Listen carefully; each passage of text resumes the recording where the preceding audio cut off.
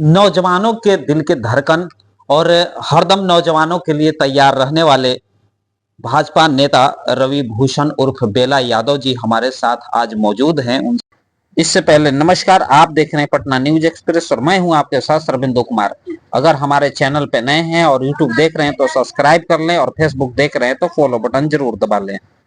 से बातें करेंगे क्योंकि मैं आपको बता दूं कि हमेशा जो है कहीं ना कहीं युवाओं के साथ जुड़े रहते हैं। मैं 2 दिन पहले की भी आपको इसे खबर जो चलाया था उसमें हमारे साथ थे। ये जो है क्रिकेट एनआरसी का जो ग्राउंड रहा वहां भी मौजूद थे। सभी विनरों को जो है इन्होंने अपने हाथ से जो है ट्रॉफी दिया और साथ साथ जो है युवाओं को दिलों का जो है धड़कन बनते जा रहे हैं। तो आज इनसे जुड़ेंगे, बात करेंगे, क्या कुछ कहना चाहेंगे, क्या आखिर जो है ये सोच है, इन सोच के ऊपर जो है भी बात करेंगे। सबसे पहले हमारे चैनल में स्वागत है, क्या कुछ कहना धन्यवाद। आपको भी बहुत बहुत धन्यवाद।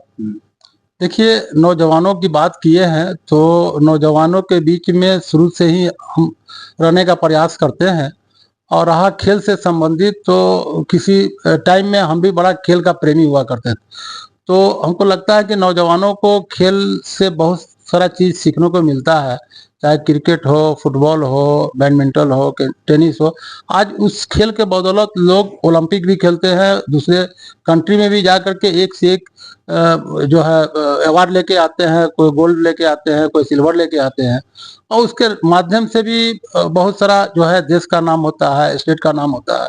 प्लस हमारे सरकार भी, अभी जो एनडीए की सरकार है वो बिहार में, उसमें खेल के माध्यम से सभी को नौकरी देने का भी प्रावधान है जो लाया गया है कि खेल के माध्यम से भी नौकरी। तो उसमें हम चाहते हैं कि मैक्सिमम बच्चे अपना अपना हुनर में रहे, जो जिनको खेल में मन लगता है वो खेले, जिनको पढ़ने में मन लगता है वो पढ़े और उस तरह का हमसे जितना बनता है उन लोगों को प्रोत्साहन करते हैं। बहुत से लोग हैं जो बातें करते हैं लेकिन युवाओं के साथ जो है दिल से नहीं जुड़ पाते हैं।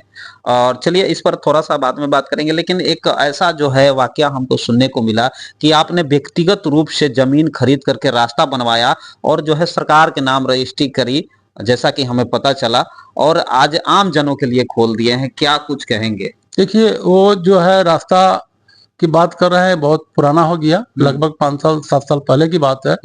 क्योंकि कुछ ऐसा 20,000 गांव की आबादी ऐसा था कि उसको घूम के लखनी बिगा में जाना पड़ता था या आनंद बाजार होकर के उसरी है, शिकारपुर है, हथियाकन है, हनुमानगंज है, शिवचक है या वगैरह वगैरह गांव है। आसपास में बहुत सारे गांव हैं, डिबरा है, जमसौत है। तो उन लोगों को काफी परिक्रमा कर करके अपने गांव पर जाना पड़ता था और बीच में कुछ ऐसा जमीन था जो किसानों का था, कुछ अच्छे किसान का था, कुछ गरीब किसानों का था। मैंने उस रास्ता को बनाने के लिए काफी प्रयासरत थे कि इधर से रास्ता हम लोगों को अगर बन जाता है तो सभी किसान को भी भलाई हो जाएगा और गांव वासियों को भी उसमें बहुत राहत मिलेगा। तो मैंने कुछ गरीब जमीन किसान का जमीन था उसको मैंने परचेज कर करके और वो बिहार सरकार के नाम से मैंने राज्यपाल के नाम से स्टाम्प पेपर पर लिख करके दे दिया ताकि अवरोध न हो रास्ता बनाने में।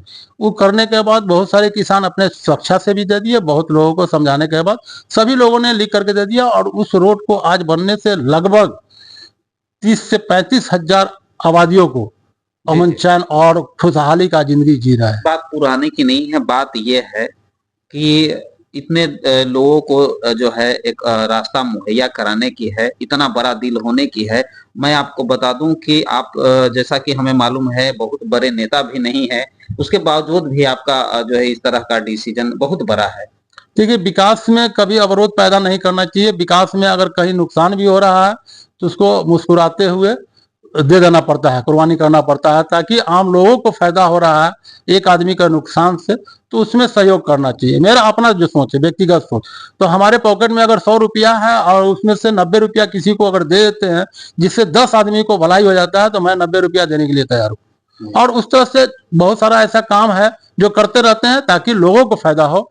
लोगों को फायदा होगा, हमको खुद फायदा हो जाएगा। जहां 10 आदमी खुशहाल होंगे तो एक आदमी उसमें 10वां आदमी हम भी खुशहाल हो जाएंगे। तो मेरा ये सोच रहा है, चाहे बच्चे लोगों के प्रति हो या आम पब्लिक के लिए हो या हमारे अस्थायी लोगों के लिए। एक सवाल है, आप दानापुर विधानसभा के सभी क्षेत्र, चाहे वो दियारा हो चाहे खगोल हो, हर जगह देखे जा रहे हैं, हर जगह कार्यक्रम में लोगों से मिल रहे हैं, लगातार बातें कर रहे हैं। क्या इशारा करती? देखिए, हम अपना समय निकाल करके और चाहते हैं कि मैक्सिमम समय अपने क्षेत्र में अपने भाई बंधुओं के बीच बीच में बिताएं, ताकि उनका जो भी समस्या हो उस समस्या को थोड़ा बहुत तो निदान करें, ताकि उनका शेयर करें और उनके हर दुख में हर सुख में शरीक हो, ताकि वो भी खुश रहना सीखे। और जो भी समस्या है, रोड का हो, नाला का हो, ग्राउंड का हो, फील्ड, हमारे यहाँ जैसे खेलने के लिए कोई फील्ड नहीं है, कोई बढ़िया पार्क नहीं है, कोई अच्छा दियारा क्षेत्र में कोई अच्छा हॉस्पिटल नहीं है, कोई अच्छा स्कूल नहीं है, जिससे शिक्षा बहुत पीछे है। हमको जब जब जब दियारा में जाते हैं, दियारा क्षेत्र में, इस तरफ दानापुर का क्षेत्र है, दानापुर का ही क्षेत्र कुछ 6 पंचायत जो है दियारा में है, तो वो 6 पंचायत हम लोगों से 10 साल पीछे चल रहा है। तो ऐसा क्यों? हम मेरा अपना सोच है कि वो 10 साल जो पीछे है उसको अपने बराबरी में लाके खड़ा करें। तो बराबरी में खड़ा करने के लिए उन लोगों को भी शिक्षित करना होगा, उन लोगों को उस तरह का व्यवस्था देना होगा।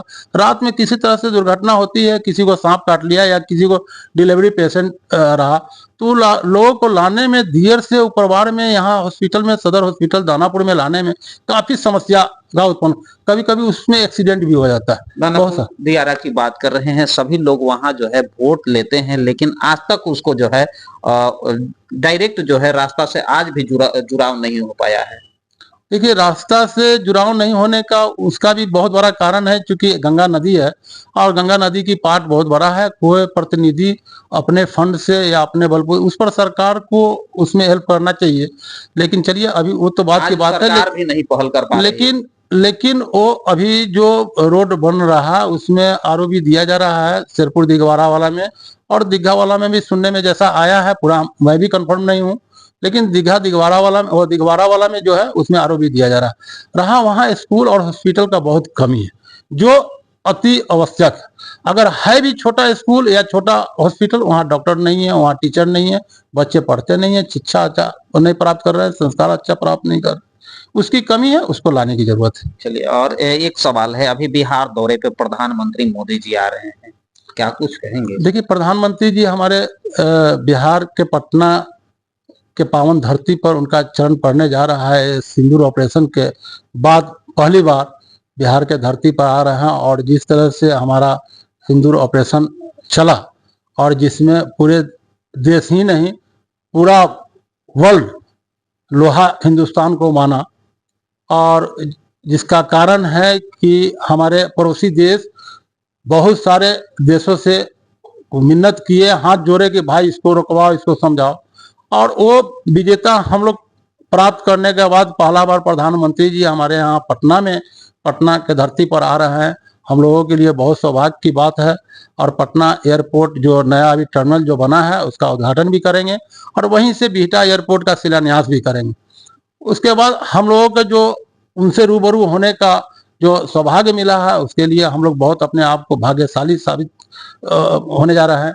दूसरा चीज है कि हम लोग जितना भी आदमी वहां ले जाएं, दानापुर चूंकि काफी नजदीक है, तो हमारा भी दायित्व है कि अपना भी तरफ से 5 से 6 हजार आदमी ले जा रहे हैं। वैसे बहुत सारे दानापुर में हैं हमारे जैसे नेता, सब लोग ले जा रहे हैं, सब लोग मिला करके हमको लगता है कि 25,000 आदमी दानापुर से जाएंगे। सवाल है, ऑपरेशन सिंदूर की बात कर रहे हैं, तो वहीं सुनने में आया ऐसा कि अमेरिका के राष्ट्रपति के हस्तक्षेप के बाद जो है युद्ध विराम जो किया गया, और लेकिन वहीं सुषमा स्वराज का एक सोशल मीडिया पे बयान वायरल हो रहा है कि जब दो लोग सहमति बनाएंगे तो तीसरे के यहाँ कोई इंटरफेयर करने की नहीं है। देखिए भाई साहब, आपको हम यहाँ रोकना चाहते हैं, उनका हस्तक्षेप नहीं था, वो निवेदन था, रिक्वेस्ट था कि मैं निवेदन करता हूं कि आप लोग दोनों आपस में पड़ोसी मुल्क से मिल करके रहो, मित्रता बरकरार रखो, और मित्रता के कारण उन्होंने इस पर पहल की कि आप लोग आपस में मिल करके सीजफायर घोषित करो। तो उस रिक्वेस्ट को हम लोगों ने एक्सेप्ट किया है। हम लोग उनका समझौता, और हम पर कोई दबाव नहीं दिए, उनकी निवेदन थी, निवेदन में उनकी बात को पहल किए हैं, और पहल करके दोनों हम लोग पड़ोसी देश के साथ उस पर अमल किए। चलिए, एक सवाल है, अभी राजद परिवार में जिस तरह से जो है कलह बढ़ते जा रही है, और ऐसा सुनने में आया है कि लालू जी ने तेज प्रताप यादव को 6 साल के लिए निष्कासित किया, क्या कुछ इस पे आप कहना चाहेंगे? देखिए, तेज प्रताप जी का ये पर्सनल मामला है, इसमें बहुत सारे चैनलों पर मैं बोला हूँ, उनका पर्सनल मामला है, उसमें ज्यादा हस्तक्षेप मैं नहीं करूंगा। लेकिन लालू जी ने जो सराहनीय कदम उठाए हैं, ये बहुत ही सराहनीय कदम है, और ये जो आज जो कदम उठाए, ये हमारे समझ से थोड़ा लेट से उठाया, थोड़ा पहले उठाना चाहिए था। जिस समय ऐश्वर्या राय जी के साथ में जो डाइवोर्स का मामला चल रहा था, उसी समय अगर एक पहल कर लेते तो बहुत ही सराहनीय कदम होता। चलिए एक लेकिन चलिए देर से लिए दुरुस्त लिए। एक अंत में सवाल है, दानापुर विधानसभा चुनाव ऐसे में नजदीक आ रहे हैं, क्या लगता है कि इस बार विधानसभा में आपको देखने का लोगों को मौका मिलेगा? देखिए ये तो पार्टी का निर्णय होगा, अपना कर्म कर रहे हैं, बाकी क्या रिजल्ट मिलता है तो पार्टी निर्णय लेगी। अगर पार्टी टिकट नहीं देती है तो क्या कुछ आपका अगला कदम रहेगा? अब उस समय की बात होगा, अब भविष्य का बात अभी कहना बड़ा मुश्किल है। ये मैं कैसे समझूं कि पार्टी टिकट नहीं देगी? चलिए, कौन है कैंडिडेट? वो दुल्हा कौन है भाई सेहरा पहनने के लिए? दुल्हा तो आए मैदान में। चलिए बहुत बहुत धन्यवाद। तो हमारे साथ ये रवि भूषण उर्फ बेला यादव जी थे, जिन्होंने लगातार युवाओं के दिलों में जगह बनाया है। आज युवा इनके एक बोली पर हमेशा जो है तैयार रहते हैं कहीं भी जाने के लिए, और इनसे हमेशा जुड़ाव बना रहता है और हमेशा जो है युवाओं के साथ बने रहते हैं। अपने विधानसभा में सामाजिक न्याय के लिए हमेशा खड़े रहते हैं, चाहे किसी भी तरह का वो कार्यक्रम हो उसमें शामिल होते हैं और हमेशा जो है लोगों के साथ जुड़े रहते हैं। खबरों में इतना ही, बने रहें पटना न्यूज एक्सप्रेस के साथ। इसी के साथ बहुत बहुत धन्यवाद।